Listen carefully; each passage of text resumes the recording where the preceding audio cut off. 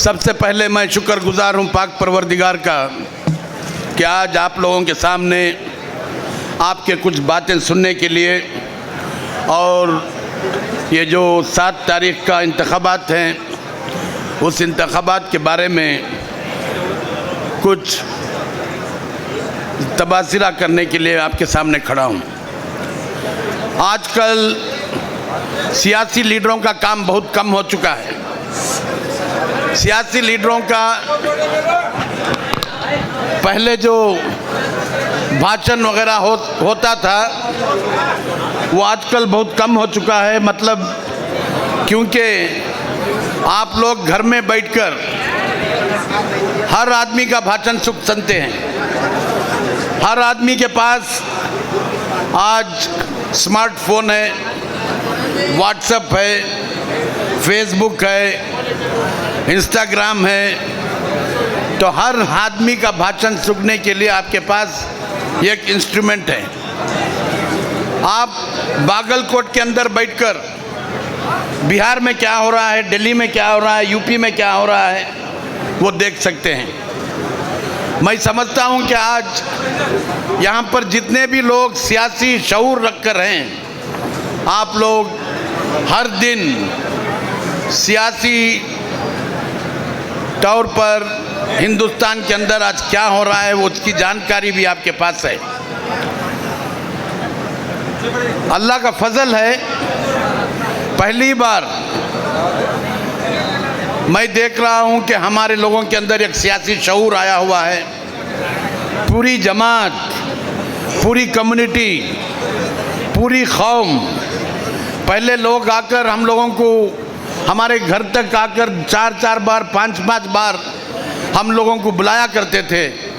आज माहौल ऐसा है कि सारे लोग मस्जिद में भी बैठकर मशवरा कर रहे हैं, मोहल्ले में भी बैठकर मशवरा कर रहे हैं। हर आदमी तरतीब कर रहा है किसके घर में कितने वोट हैं, किसके घर में कितनी तादाद है, देहात में कितने वोट हैं, कौन माजूर है, कौन उम्र वाला है, किसको लेकर गाड़ी की ज़रूरत है, किसको ऑटो की ज़रूरत है, किस तरीक़े से पोलिंग की जाए।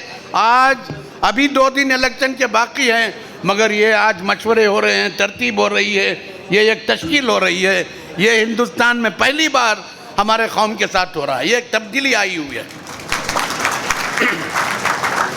ये तब्दीली ज़रूरत है, क्योंकि अगर कोई भी जमात हिंदुस्तान के अंदर 10 साल इन लोगों का जुल्म उठाया है तो ये सिर्फ मुसलमानों को ही ये सारे 10 साल हमारे ऊपर बहुत बड़ा जुल्म हुआ है। अल्लाह ताला ने हम लोगों को सब्र दिया था। हमारा सब्र का दरवाज़ा इतना बुलंद था कि हम लोग सब्र से काम करके आए। मैं समझता हूँ कि अभी रमज़ान गया, बुज़ुर्गों की दुआएं, आप लोग रोज़ा रख कर दुआएँ किए हैं, लोग एतकाफ़ में बैठकर दुआएँ किए हैं, लोग उम्रे को जाकर दुआएं किए हैं। मैं समझता हूँ ये 10 साल का जुल्म, ये 10 साल का जुल्म जो हुआ है, ये 10 साल का जुल्म अभी ख़त्म हो रहा है और नई रोशनी बाहर आ रही है। नई अंदाज से एक हिंदुस्तान का नया गुलिस्तान बाहर आ रहा है। मैं समझता हूँ कि इस हिंदुस्तान के नए गुलिस्तान में हम लोग सब चैन और सुकून के साथ ज़िंदगी करने की एक बहार आ रही है। उस बहार को लाने के लिए आप लोग सब यहाँ पर इकट्ठा बैठे हुए हैं। मेरी बात आप लोग गौर से सुनना चाहिए। जब कभी भी आपने देखा होगा पिछले असेंबली इलेक्शन में कांग्रेस को 136 सीट आई, 136 सीट, बहुत बड़ी तादाद में कांग्रेस जीत के आई। आपको मालूम होना चाहिए ये आप लोगों की कोशिशों से, ये आप लोगों की कुर्बानियों से 136 सीट कांग्रेस को आई और कांग्रेस इक़्तिदार में आई। एक नया रिकॉर्ड। आप पूछ लो, यहाँ पर शिवानंद पाटिल साहब बैठे हुए हैं, यहाँ पर मेटी साहब बैठे हुए हैं, यहाँ पर जेडी पाटिल साहब बैठे हुए हैं, यहाँ पर नंजनमेट साहब बैठे हुए हैं। आप उनसे पूछना कि अगर आपकी जीत हुई है तो किस वजह से जीत हुई है, वो सब आपको कहेंगे अक़लियतों के वोटों से, आपके वोटों से जीत हुई है। हम लोगों को अल्लाह ताला ने एक मखसूस कौम, हम लोगों को एक कितना बड़ा हथियार अल्लाह ताला ने हमारे हाथ में दिया है। हम लोगों को कहते हैं कि ये बैलेंसिंग फोर्स है। हम लोगों को कहते हैं कि ये जब कभी एक तरफ होकर ये वोट करेंगे तो वो पार्टी हुकूमत में आएगी। तारीख गवाह है, 1977 के अंदर 1977 में जब इंदिरा जी की हुकूमत थी, संजय जी का ज़माना था, उस वक्त अक़लियतों ने सोचा कि हमारे साथ ज़्यादती हुई है, हमारे साथ नाइंसाफ़ी हुई है, तो उस वक्त अक़लियतों ने मिलकर कन्याकुमारी से कश्मीर तक एक फ़ैसला लेकर कांग्रेस को हुकूमत से निकाला गया। जब फिर जनता की हुकूमत आई, जनता पार्टी की हुकूमत आई, वहाँ पर भी हमको नाइंसाफ़ी मिली, हमारे साथ इंसाफ नहीं हुआ। फिर 1980 में बड़ी तादाद से इंदिरा गांधी को फिर प्राइम मिनिस्टर बनाया गया, वज़ीर आज़म बनाया गया। उसके पीछे भी आप लोगों की ताकत थी। तो आज मौका है, आप लोगों को जान मालूम होना चाहिए, तकरीबन 145 सीट, 145 सीट्स, 140 पर 5 सीट हिंदुस्तान के अंदर ऐसे हैं जहां पर अक़लियतों की आबादी पाकर और वहां पर 100 मेंबर्स को, 100 साथियों को, 100 जिम्मेदारों को ट्रेनिंग देकर उस कॉन्स्टिट्यूंसी में काम किए। आसाम में भी हम लोग आएंगे, उड़ीसा में भी हम लोग आएंगे, छत्तीसगढ़ में भी हम लोग आएंगे, झारखंड में भी हम लोग आएंगे, उत्तराखंड में भी हम लोग आएंगे, महाराष्ट्र में भी हम लोग आएंगे। ऐसी एक हवा बदल रही है, तब्दीली आ रही है। 10 साल बड़ी मुद्दत होती है, 10 साल हम लोगों ने सब्र के साथ सहा है। अभी वक्त आया है, आप लोगों की मेहनतों से आप लोग सिर्फ 2 दिन बचे हुए हैं। मैं जानता हूं कि आप लोग भरपूर कोशिश कर रहे हैं। मैं देखा है कल बीजापुर के अंदर मरकज़ की, दिल्ली मरकज़ की मस्जिद के अंदर बैठकर हम लोगों ने तकरीबन 1 घंटा मैंने बात की उन लोगों से।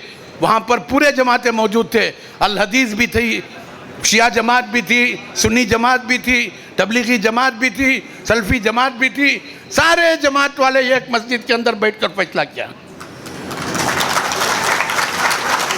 ऐसे ही मैं फिर तबलीगी जमात में गया, जामिया मस्जिद के अंदर जनाब मौलाना अबू बकर साहब के सामने, तो उन्होंने भी हर हल्के को, एक हल्के को 4 जोन में बांटा गया है। 4 जोन में बांटकर एक जोन का एक जिम्मेदार, और वो जिम्मेदार के अंदर 7 बूथ 8 बूथ देकर मैं आप लोगों को ये भी कहना चाहूँगा, कल मेरे सामने मैं इस कान से सुना, अब मौलाना अबू बकर साहब ने कहा, जैसा आप 3 दिन की जमात निकलते हो, दूसरे शहर में जाकर इस्लाह करते हो, आप 3 दिन की जमात निकलो, कहीं बाहर जाने का नहीं है। 3 दिन आप अपनी मस्जिद में बैठकर 3 दिन बैठकर लोगों को बुलाओ, लोगों से मिलो, बात करो, गश्त करो, घर तक पहुंचो, 1 बार नहीं 3 बार पहुंचो, और देखो अगर 100 वोट हैं तो 100 वोट भी पढ़ना चाहिए, 1000 वोट हैं तो 1000 वोट भी पढ़ना चाहिए। ये बात मैंने मेरे कानों से सुना। अभी 14 तारीख 27 तारीख को पहले मरहला का वोटिंग हुई, 26 को 14 पार्लियामेंट कॉन्स्टिट्यूंसीज का इलेक्शन हुआ। उसमें पिछले एक ज़माना ऐसा था, अक़लियतों को पार्लियामेंट में 3-3 सीट दिया जाती थी। जाफ़र शरीफ साहब भी रहा करते थे, इकबाल अंसारी साहब भी रहा करते थे गुलबर्गा से, और सनदी साहब भी रहा करते थे। अब 1 सीट के बजाय कोई और सीट नहीं है।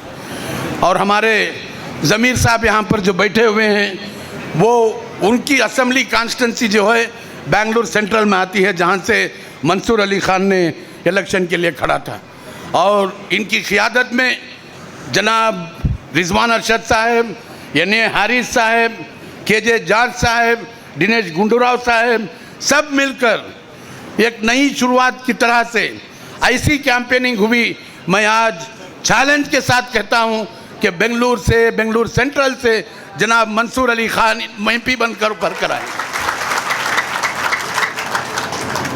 ये एक नया जोश हम लोगों के अंदर आया हुआ है। जो भी हमारे साथ नाइंसाफ़ी हुआ ही है, अभी 10 महीने में हमारी जो हुकूमत आई हुई है, आपने देखा होगा सिद्धरामैया साहब की लीडरशिप में 10 महीने हम लोग बड़े चैन और सुकून के साथ ज़िंदगी गुजार रहे हैं। आप लोगों ने देखा होगा हुकूमत के जो 5 गारंटी प्रोग्राम हैं, वो 5 गारंटी प्रोग्राम आप तक पहुंच रहे हैं या नहीं हैं? तो ऐसे ही आपने देखा होगा, सुना होगा, कल नहीं या परसों रायचूर में और शिमोगा में राहुल गांधी साहब आए हुए थे। देखा राहुल गांधी साहब का प्रोग्राम, सुना आप लोगों ने राहुल गांधी साहब का प्रोग्राम। राहुल गांधी साहब ने बड़े अच्छे अंदाज में कहा कि भाई देखो, आपको कर्नाटक की हुकूमत से 2000 रुपये मिल रहे हैं गरीब घराने को, गरीब घर की औरत को। वो 2000 रुपया कर्नाटक हुकूमत से मिल रहे हैं, साल के 24,000 आपको मिलेंगे। जब कांग्रेस की हुकूमत दिल्ली में आएगी तो इंशाअल्लाहुल अज़ीज़ हमारे तरफ से 1 लाख रुपया दिया जाएगा। उसके साथ उन्होंने ये भी कहा, आप लोगों ने सुना होगा, आपके अकाउंट में ठड़ा हर महीना 1 लाख रुपया आएगा। यही उनके अल्फाज थे, राहुल गांधी के अल्फाज थे। साल को